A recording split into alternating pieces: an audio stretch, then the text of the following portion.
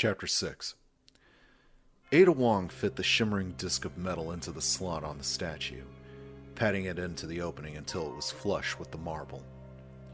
As soon as it was in place, she heard the shift of hidden levers and stepped back to see what would happen. Her footfalls echoed in the massive lobby of the RPD building, the sounds reverberating back to her from 3 stories of open room. So, what is it this time? Another key? One of the sub-basement metals? Or perhaps the sample itself, hidden in plain sight? Wouldn't that be a happy surprise? If wishes were horses. The water-bearing nymph made of stone slid forward at a slight angle, the pitcher at her shoulder dropping a slender piece of metal atop the lip of the defunct fountain. The spade key. Sighing, she picked it up. She already had the keys. In fact, she had everything she needed to search the station, and most of what she needed to get into the lab. If it wasn't for someone at Umbrella dropping the bomb, this job would have been a walk. Easy money. Instead, I get a 3-day vacation sans comfort. I get Night of the Living Standoff. I get to play Bullet in the Brain and Let's Find the Reporter at the same time. The samples could be anywhere by now, depending on who survived. Assuming I make it out of here with the goods, I'm asking for a big goddamn bonus. No one should have to work in these conditions. Ada slipped the key into her hip pack, and then gazed unseeing at the upper balustrade of the impressive hall, mentally checking off the rooms that she had been through, and the ones that she had searched more thoroughly. Bertolucci didn't seem to be anywhere on the east side of the building, upstairs or down. She spent what felt like hours staring into dead faces, searching the reeking piles of corpses for his square jaw and anachronistic ponytail. Of course, he could be moving, but from the information she had on him, that was improbable. The reporter was very much a rabbit, a hider in the face of danger. And while we're on the subject of danger... Ada shook herself and got moving, heading back to the door that led into the lower east wing. The lobby was safe enough from the virus carriers. They didn't seem to understand the concept of doorknobs, but there were threats besides the infected. God only knew what Umbrella might send to clean up, or what might have been freed from the laboratory when the leak occurred. Less frightening, but just as bothersome, were the live cops that might still be trooping around, looking for someone to save. She heard gunfire, some distant and some not, every hour or 3 since she'd gone to ground. There were still at least a few uninfected left in the expansive old building.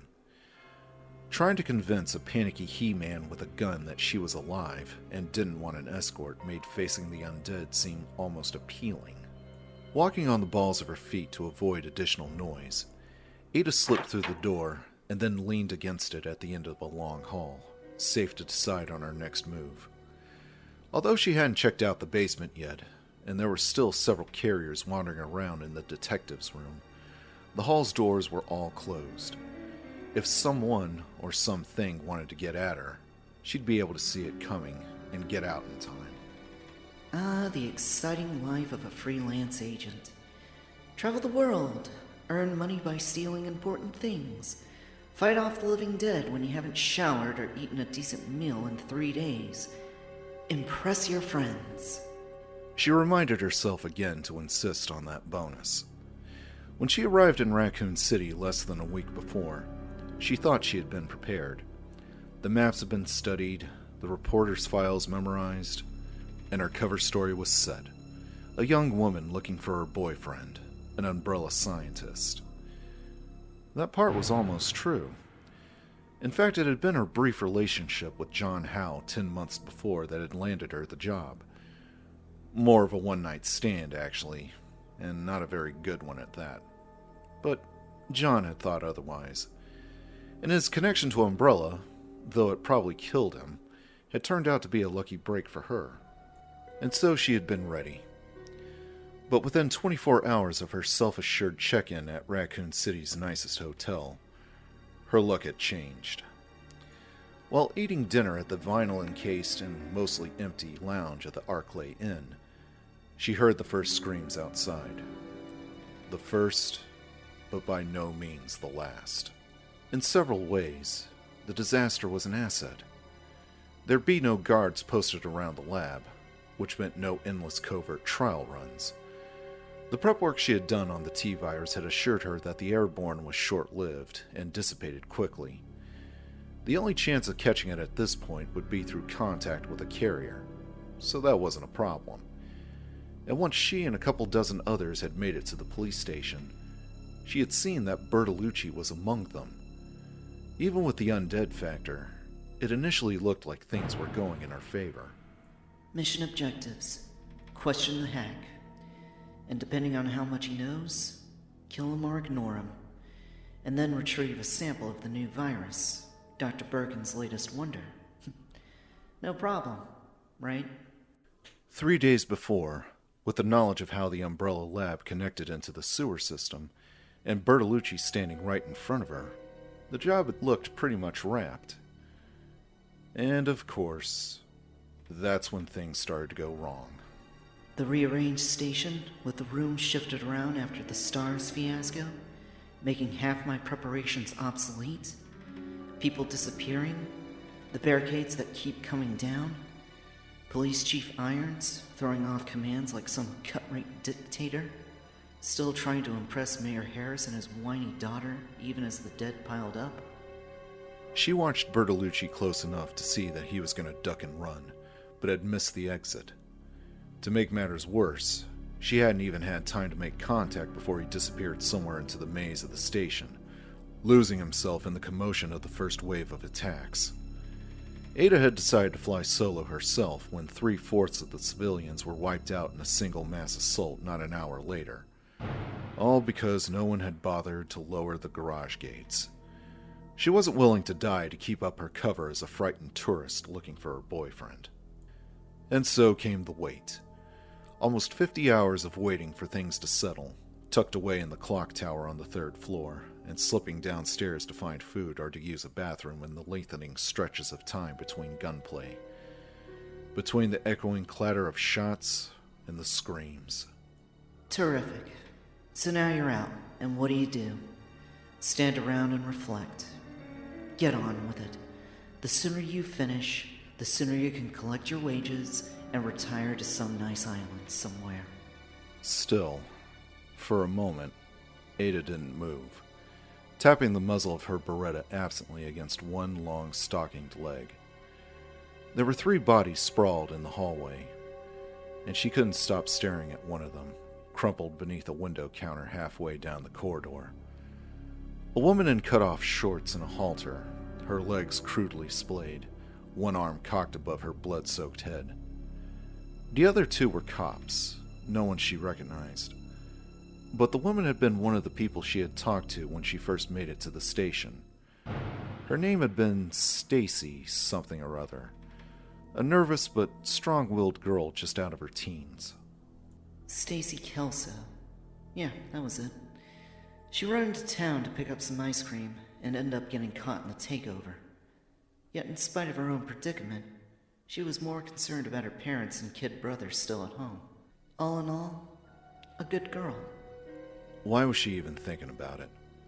Stacy was dead. A ragged hole in her left temple saw to that. And Ada hadn't capped her, so it wasn't like she had anything to feel personally responsible about. She'd come in on a job, and it wasn't her fault that Raccoon had gone Nova. Maybe it's not guilt.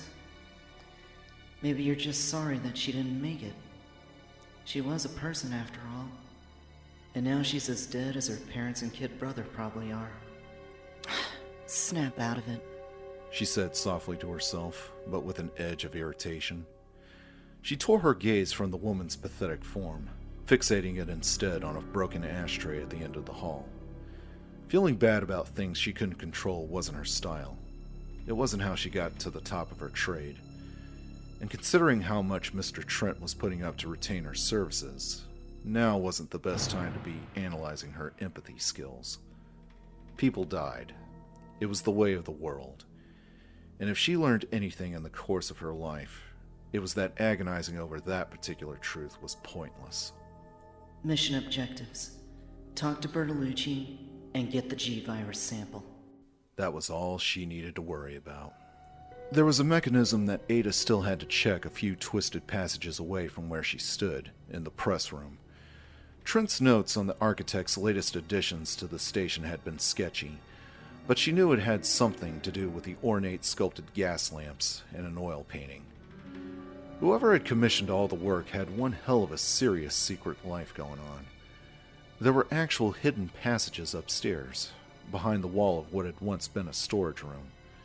She hadn't gone through them yet, although a quick glance had told her that the room itself had been remodeled as an office. And judging from the overstuffed and neurotically macho decor, it was probably Irons' office. Even from the short time she had been in his company, she ascertained that he wasn't the most stable person who had ever walked. And there was no question that he was on Umbrella's payroll, but there was something about him that just screamed dysfunctional. Ada started down the hall, her dress flats clicking loudly on the scuffed blue tiles. She was already dreading yet another time-consuming mechanical puzzle. Not that there was any help for it. She had assumed from the beginning that the virus was still in the lab, but she couldn't afford to take any chances on passing up an earlier retrieval. The files indicated that there was between 8 and 12 one-ounce vials of the stuff, information from a 2-week-old video feed, and Birkin's lab was far from impenetrable. With the underground lab connected to the station through the sewer mains, she had to entertain the possibility that the samples had been moved.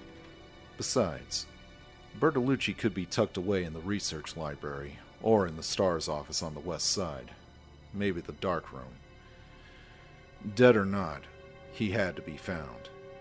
Plus, it would also give her a chance to collect a few more 9mm clips from the fallen RPD. She followed the passage as it led her past a small waiting area, complete with vending machines that had already been pried open and ransacked. As with the rest of the station, the corridor was cold and badly in need of an air freshener. She had grown used to the smell, but the chill was murder. For the 100th time since abandoning her table at the Arklay Inn, Ada wished that she dressed more casually for dinner. The sleeveless tight red tunic dress and clattery shoes were fine for cover, but as mission gear, however, the outfit was somewhat less than practical. She reached the end of the hall and carefully opened the door to her left, weapon haft raised. As before, the corridor was clear, yet another testament to the faded elegance of the building. Dusky, sand-colored walls and symmetrically patterned tiles in this one. The station must have been magnificent once, but years of serving as an institutional facility had leached away its grandeur. The tattered grand movie house look and the cold, hopeless atmosphere created a distinctly sinister feel, as if at any moment a cold hand could fall across your shoulder and a soft gust of diseased breath whisper across the back of your neck. Ada frowned again. After this job, she was going to take a very long vacation. Either that, or it was time to find a new career. Her concentration, her ability to focus, wasn't what it used to be. And in her business, a slip at the wrong time could literally mean death. Big bonus. Trent smells like money. I'll ask 7 digits. High 6 minimum. In her attempts to let her thoughts go, and to let animal awareness take over, she found that she couldn't keep out the persistent image that crept into her mind. A memory of young Stacy Kelso, anxiously pushing her hair behind her ears as she talked about her baby brother. After what felt like a long time, Ada shook the troublesome vision and continued down the hall, promising herself that there would be no more lapses of concentration, and wondered why she couldn't make herself believe it.